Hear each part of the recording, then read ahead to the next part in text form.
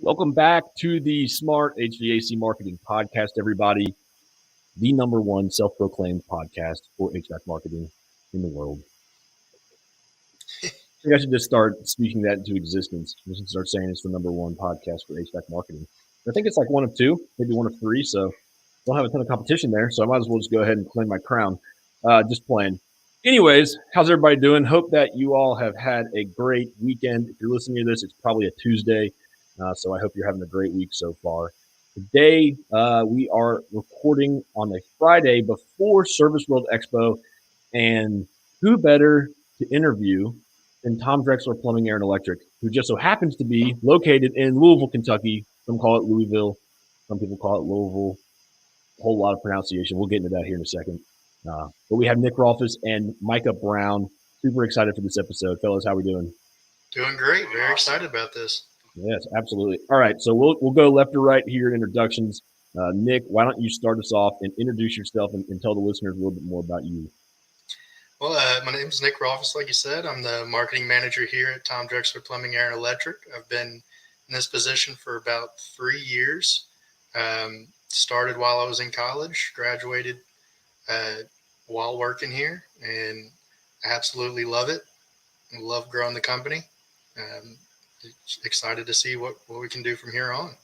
Yeah, awesome. All right, Micah, you're up. Tell the listeners a little bit more about you and what your role is at the company. Yes, my name's Micah Brown. I started here in June 2020. I came on as an intern while I was still getting my MBA from the University of Louisville. Since then, I have come on full-time as a marketing associate, so I work under Nick. I kind of focus on our sponsorships, branding, kind of public relations kind of stuff. And that's kind of what I've been doing for the last year or so. And like Nick, I'm excited to see how this company can grow and just really take over this Louisville market. Nice. All right, so let's go ahead and address the pronunciation. I think some of our listeners know this. If you may not, then you're going to find out. I lived in Louisville for about a year. I was born in Bowling Green, Kentucky, went to WKU, go Tops.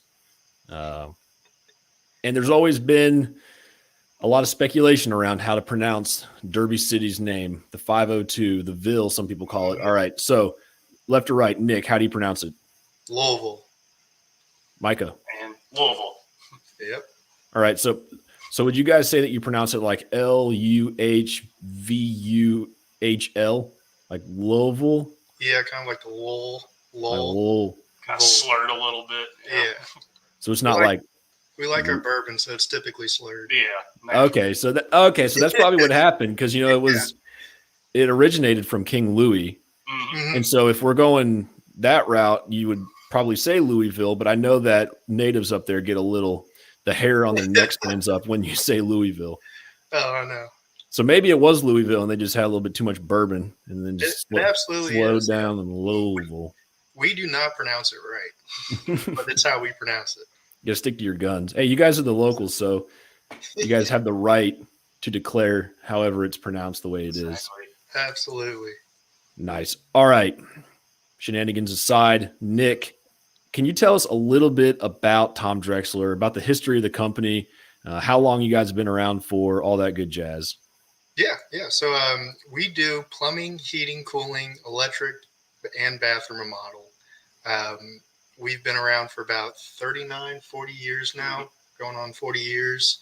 On track to do about 52 million this year. We've been booming the last 10 years or so. I think when I started about 3 years ago, we were around an $18 million company. And we've just picked up, booming. I think around 2010 is where we really started to expand and grow as a company.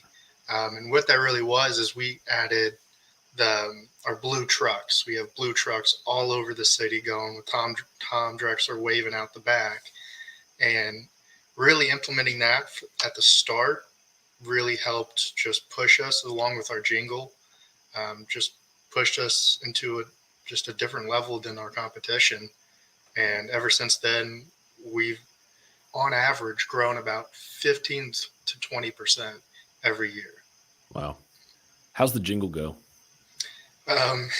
Call the plumber whose name's his number. Dial 1 Tom Drexler. That's his number. Yeah. Nice. Yeah. I have really good vocals. Sounds, yeah, I was gonna say, sounds a little bit better than that. Yeah, I like it. Mm-hmm. So, okay, I like that. 1 Tom Drexler. Yep. That used to be like super popular. I'm glad to see that people are still doing that, where like you spell the phone number. Oh yeah, yeah. Not a lot of people call that specific phone number, but it's just kind of been part of our brand, and we've just kind of stuck to it.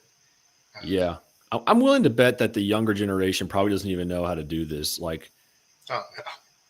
Maybe like our age, I'd say probably like mid-20s on up will understand the concept of spelling something on a phone. But I'm willing to bet that these young whippersnappers in high school right now would have no clue. Yep. They would probably try to like actually type it out. We get some comments on our social media just saying, "Why do you all still use the dial 1 Tom Drexler?" So I mean, they remember it though. Yeah, exactly. Absolutely. Yeah. It's easy to remember. That's right. Yeah, that's the key is top of mind awareness, being easy to remember. So whenever their heat goes out, whenever the water heater tank ruptures and there's water all over their floor, whenever they want their bathroom remodeled, they just remember. That's been one of my philosophies from being in this position as top of mind awareness. Is my goal is to reach a consumer, however it be, 3 times a day. Whether you're driving down, seeing one of our trucks, seeing a billboard, commercial, radio ad, whatever it is, I want to be able to touch that consumer 3 times a day to keep that top of mind awareness. Nice. So do you have consistent messaging across all of those different touch points, or do you guys kind of use different messagings for different like mediums? I like to have a consistent message across my mediums. They don't always align up, but if I'm sticking to like a certain campaign, I like to make sure that my direct mail, my newspaper ads, Valpak ads, which are these little inserts that get mailed out, they're little coupons, and then all my display, digital marketing, social media ads kind of are the same. So I don't really focus too much on making sure that messaging is consistent within TV, radio, and billboards with the kind of like the mass media, just due to the fact that that has some turnover time to it. And a lot of my thing has been just experiment, and try out all these different things. And so once we get consistent, knowing, okay, this campaign works, then I'm going to put the time and the money behind radio and TV with the consistent ad with that. Yeah. So do you all see a pretty solid return on the traditional advertising, like the TV, billboard, radio type stuff? I would say so. Not a really great way to track it. So our philosophy is just pound at it for about 3 years. And if we see consistent growth within that market, then we can attribute some value to that traditional mass marketing media. Yeah. So when it comes to like lead generation or getting new customers, what are some ways that have worked really well for you all? Main focus has really been digital marketing. 2 ones are direct mail and digital marketing. We like to focus on, we have 2 ways we set up our digital marketing is within defend and conquest customers. So we have our customers all within our Google and everything like that. And we'll go after them to defend our customers. If they're ever searching anything on Google that's not Tom Drexler related, we're going to pay extra to make sure we show up for them. And then we're going to go after our conquest customers for just that are not in our current customer list and go after them through Google. We also buy full Louisville market for direct mail and send out mass direct mailers to generate new customers with special low offers and things like that to help boost us when we're slow. Nice. Yeah. So we'll go one at a time here on this next one. What have been some of the biggest challenges that you all have seen in the industry this year? It's a good question. I would say the biggest struggle has been, I think the fact that people are no longer in their homes has had an impact on it, because during last year when people were locked up, we boomed. We had tons of business and everything like that. People were getting their bathroom remodels done, everything. They had the stimulus checks, all that. And so going from an abnormal year to slightly back to normal has kind of put the brakes on a few things. And so that's kind of just been something we're trying to overcome now and work on that. Yeah. Mm-hmm. And to kind of echo off of that, I think at first, at the beginning of the pandemic, some of our messaging was talking about like how safe we were coming in with tech spraying masks. And eventually you kind of have to pivot away from that and get back to, what we actually do and the services we provide rather than all the precautions we're taking. So that's one thing I noticed. I started kind of right in the middle of the pandemic. So it was kind of the pivotal time. So just moving on to our traditional marketing or branding. That was one thing I just kind of noticed was a little bit of a challenge early on.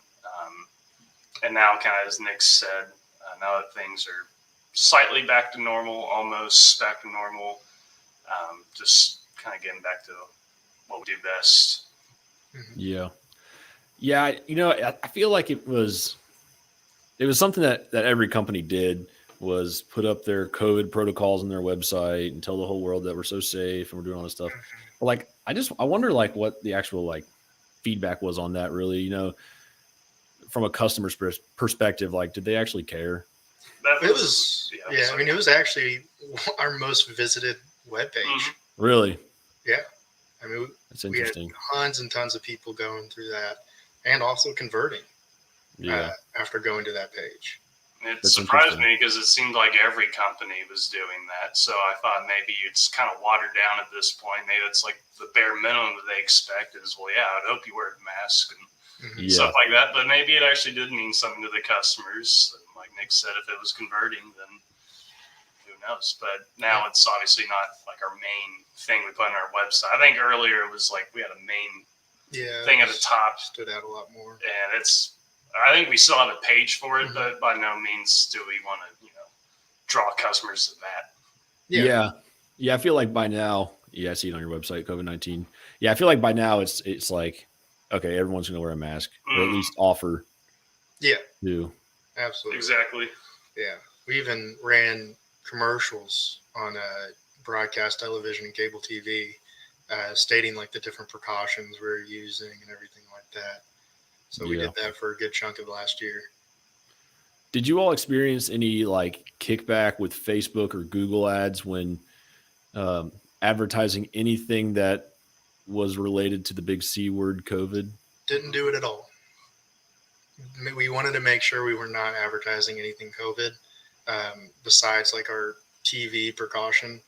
And that was just stating hey, we're going to wear a mask. We're going to take these precautions. That was it. Yeah. But anything on digital marketing, social media, we didn't want to just run at COVID and say all these different things about it and advertise about it. We just wanted to do what we do best. And that's what is just helping out the customer and being the best in the Louisville market. That's right. Yeah, I noticed a lot of people started selling air scrubbers and stuff pretty heavily during that time. Yeah. And, we had a client that was selling air scrubbers, and they were like, hey, we got a ton of these air scrubbers because they over prepared. And they're like, we need to sell them. So we ran some air scrubber ads, and it was just one after another getting turned down, getting rejected by Facebook. I wasn't even using the big C word, COVID. I was just saying it could kill airborne illnesses. It could clean your air, but it's nope, rejected every time. We tried the indoor air quality, the IAQ systems, and kind of pushed a little animated video. And what we ended up selling out of our IAQ systems, and we couldn't get any more. So I mean, I guess the exact opposite. It was like we ran it for a month and we just couldn't get any more IAQ systems. Are you all still trying to sell those, or you kind of? I mean, we still sell them, but it's not something we're pushing hardcore. Yeah. I leave that kind of up to my techs. Our managers do a great job kind of training our technicians on selling different products and everything like that. My philosophy is lowest cost, get them to the door, low tune-up offer, something like that. Get us into the door, get our hands on your system, let my techs do their job, and sell whatever they need to sell. Yeah. Yeah, that's definitely the way to go.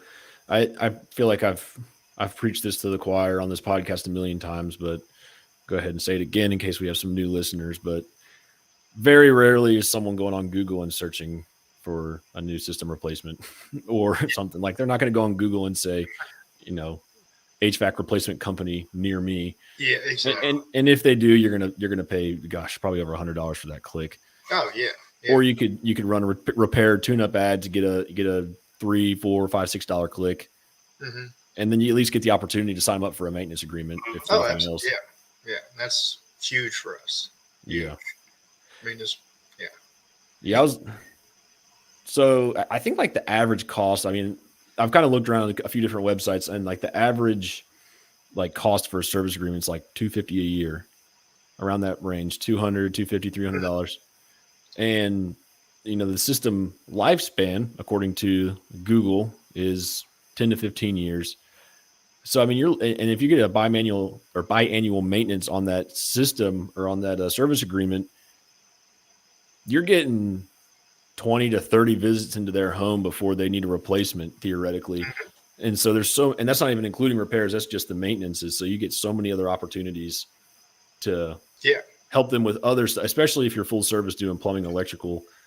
Yeah. And that's part of our agreement plan. I think ours is like $198, and we include furnace and AC, obviously tune up, but electrical inspection, plumbing inspection is included in that. And we kind of just utilize those for when we're slow. We had a few months ago, our electrical department was just really down on calls. We're having some issues with Google Local Service. And so we just called absolutely as much members as we possibly could for electrical inspections. And that really did help generate some good revenue and keep our guys busy. Yeah. Yeah. Even like that's the thing too. Like, you got to take care of your like existing customers that you have. There's so many companies out there. They're like on this hunt to get as many new customers as possible, and they forget that they've got a CRM with 8,000 customers in it. Oh yeah. That they could just send an email to. They could send an email to and say, "Hey, because you're our member and we love you, we're going to give you a tune-up for $49." And there's 100 jobs. We'll just give them for free. Yeah. We don't care. Yeah. Just get us in the door, keep my techs busy. As long as they got something to do, we're good. So yeah, it's a huge thing. Is especially within Service Titan is utilizing our. They have like a campaign thing where we can send out all these different emails with specifically targeted emails. Yeah, tons of different criteria and reach our current customers, existing customers. Yeah. I think Service Titans, their marketing platform, I'm not sure what it's called, Marketing Pro. Marketing Pro, yeah, something like that. That's pretty legit. I've done a few email campaigns in there before for a client, and it's cool. Like, you can automate it to like keep sending until they call you or until they book a job. And like sometimes there was one time I forgot to turn a campaign off, and like I've done that. And I thought I had set an end date, but I guess I hadn't, and it was like the early bird spring tune-up. And it was like September, and they were like, "Hey, I want my spring tune-up." And we're like, "It's like almost fall." What? Yeah, one of our managers emailed me and said, "Was I supposed to get this email?" It was like the same thing. It was like a Happy Easter email, and this is like July, and it's the same thing. It's automated. I thought it was one time. Yeah, that's awesome. It happens. Yep, learning as you go. But one thing I like about the Service Titan is their merge tags. You can put them in the subject line now. So I get a lot of emails in my inbox. It's like, "Hey, Micah, check this out.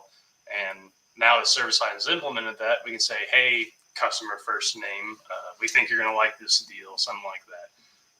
So it adds a more personable feel to it. It gets really good click rates too, or good open rates, I should say. Yeah.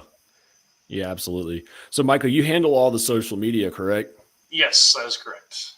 So what are some of the things for social media that that have worked particularly well for you all that you would suggest other contractors trying out? That's a good question.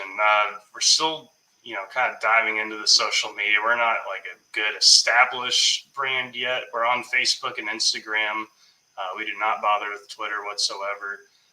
But for Instagram, I'd say the stories have actually been pretty good. They usually get more views than like the post will. So post people like them, stories people just view them. But by having a story on Instagram, your name, like your profile is always at the top of their Instagram page. So they'll be seeing your name.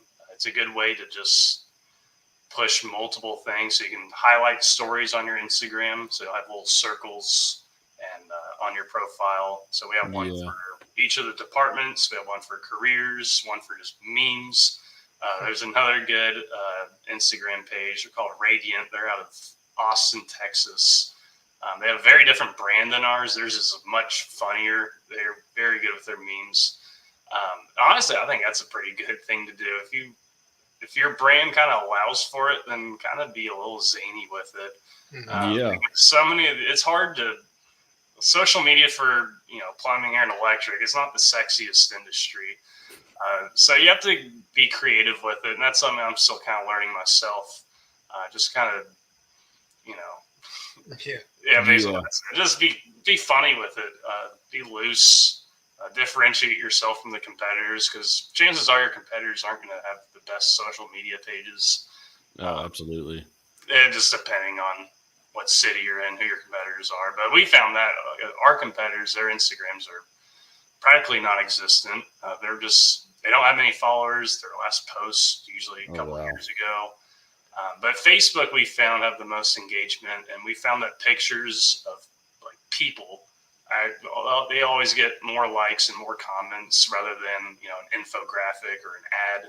Yeah. So we have like a company cookout each year, and I'll always post pictures of just people eating and people smiling at the camera, and that always gets a lot of likes. So I found that incorporating your own employees into your posts is a very good thing.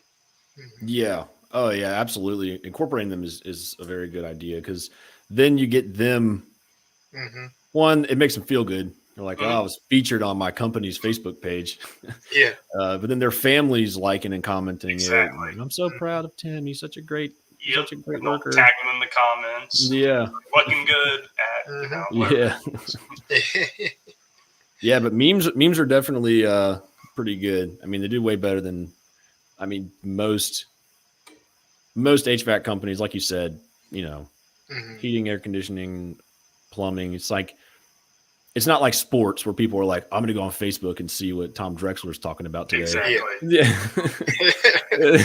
No one's doing that. Yeah. So you got to do something else other than like the stock image of the little girl blowing bubbles with the dog in the yard or something. Yep. So the memes are the way to go. Yeah, absolutely. Yeah. So other than the memes and hitting it hard on the traditional and digital, what are some other things that you guys have done? Maybe like a particular campaign or commercial or something that's worked really well for you all in the past. I was going to say, so we do two major kind of direct mailers throughout the year. It's our AC tune-up and our fur furnace. And they're both kind of just these postcards that say, hey, call by this date and you'll get a $49 tune-up, which typically costs $140. And then if you call by this date, which is a month later, you can get the tune-up for $99. And it's typically $140, something like that. And so I'll usually send out about 220,000 postcards throughout 2 to 3 months during our kind of like close to just beginning of peak season, to really just ramp up the tune-up calls and getting our guys out there. and it works. It performs really, really well. I think we generate around 300 to 400,000 in revenue per campaign, with around a $70,000 cost. So it's not too bad, but it just really, really helps generate those tune-ups. Our guys are able to flip systems, get out to our comfort consultants. Comfort consultants are great. They have about like a 60 to 65% conversion rate right now, so they're killing it. And it's just really successful, and we kind of have all the wheels turning. Yeah. Which one of your departments is, I guess, the busiest, or probably, I guess, like the most popular or the biggest? Well, our bread and butter is plumbing. Is what we started off doing. We originally were just Tom Drexler Plumbing, and our HVAC department's probably about 5-6 years old. Our electrical department's probably about 3 years old. Bathroom remodels are second oldest department, but plumbing, we're pretty much right now around 30 to 40 calls over every single day. And so right now we're working on hiring about 20 new plumbers, taking them through Drexler University. It's about a 16-week training program, where we take them through every little thing, and we get to create the employee that fits Tom Drexler. We get to make them the best employee that they could possibly be through that 16-week training program. So we're really excited. That's about around December, January, they're going to start hitting the field. And so it's going to help out a lot. Let's talk about that for a minute. Yeah. Drexler University. Mm-hmm. That's cool. That's smart stuff to do, is offer your in-house training. So what does that look like? I guess really the whole get paid to learn a trade type deal. How's that going? Exactly. That's the tagline we use for it. Yeah, I'm on your website looking at it. Yeah, like I said, it's a 16-week program. We have our head plumbing manager takes them through. He's with them every single day, morning to afternoon. And I mean, they literally just go over everything. It's essentially going to a trade school, but you're getting paid to do it. And I mean, it's just such a great way to model your employees after what your company stands for. And it's a good way to really just get to know your technicians that's coming into the field, make sure they're going to be a right fit for this. Because I mean, we've had talks where we said, okay, this guy who's in Drexler University for the plumber, we're going to put him as a drain technician because we feel he needs much, much more experience than the others. He's not catching on as quickly, something like that. And it's also a great program for our current employees. We're going to give opportunities to our current employees to enroll in this program. Say we have employees working in the warehouse that want to move up and work in a trade and learn that, but they've never had the opportunity to. We're taking 20 people every 6 months. And so we're able to kind of work them in there and get them working, looking forward to something and working towards something as well. And awesome. One thing I want to add on to that is I've been kind of working on a little video project highlighting exactly what Drexler University is. And one thing I've noticed just going through all the pictures that we have of it, it looks like the techs are actually enjoying themselves doing this work. But just seeing them all together, you see pictures of them laughing and joking around, and that's exactly what we want, really, is it builds a camaraderie among the employees that are going through the program. And that goes back to, one of the main benefits of working for this company is, the morale of the employees is good. It's always good. As a small company feel, for the most part, everyone knows each other. Obviously, we don't know the technicians as well, but they all know each other. They all get along. So that's one thing I've found is a very good positive for the program is just getting not only acclimated to the company itself, but their coworkers and really enjoying themselves and getting paid to do it. It's really a big thing. And to build off that, like it's a great way to just set the standard for your culture, for your company culture, and just this is what it is. This is how we are as a company. We have our technicians are really top of the line technicians in our plumbing department. They come in and they teach classes to these guys as well.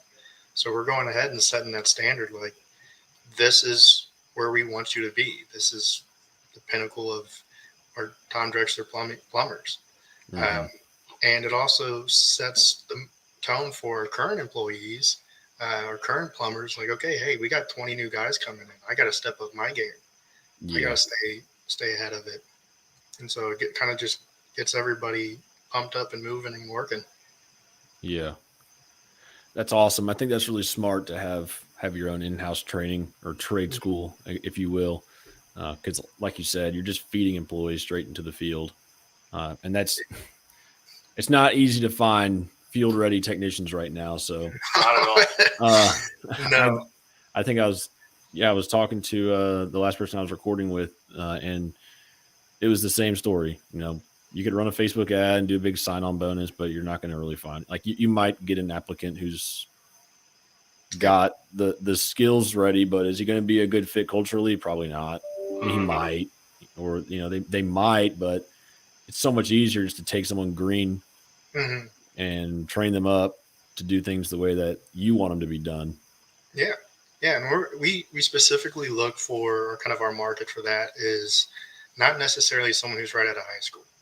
We're looking for more of the middle-aged, early 30s, someone who has a family and already has a career, but isn't too happy with it and kind of just wants to build a better life for their family. And a lot of people have never looked at the trades for income or anything like that. And so we're trying to focus on that market because they have the drive to really work for what we want to see. Yeah, absolutely. Yeah. Well, Nick and Micah, we're beginning to wrap up here. I've appreciated you all joining me on the podcast. This has been an awesome episode. Always glad to talk to some Kentucky folks, especially Louisvillians, Derby City folks. Yeah. So if you are listening to this right now and you're going to be in Louisville next week, come say hi to us at booth 1401C. I'll be recording podcasts. I'll be speaking on a panel Thursday morning, and I can't wait to meet everybody there. And if you're listening to this in the future and you're saying, oh, dang, I wish I'd gone to Service World. Well, there's still time to sign up for the ACA Fall meetings, which is in New Orleans, November 1st through the 4th. We will also be there, and I will not be recording podcasts at that one. But we'll be there attending. Come say hi. I'd love to meet you. Love to talk to you. And yeah, thanks for listening. As always, Nick and Micah, I appreciate you all joining me on the podcast. This has been a pleasure. I hope both of you all have a great afternoon, and I will talk to you all soon. Thank you very much. Thank you. This was awesome. Yeah. All right.